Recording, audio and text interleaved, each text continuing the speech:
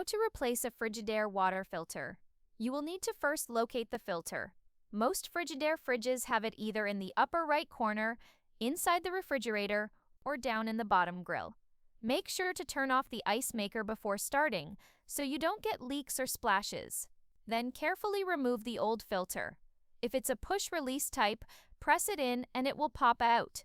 If it's a twist-in model, turn it counterclockwise and gently pull it out. Next, unwrap the new filter and remove any plastic caps. Insert it into the filter compartment, push until it clicks, or twist clockwise to lock it in place.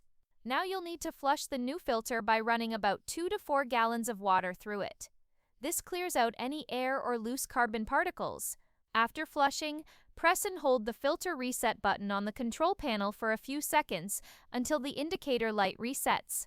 Replacing your filter regularly helps your fridge run smoothly and keeps your water clean and fresh.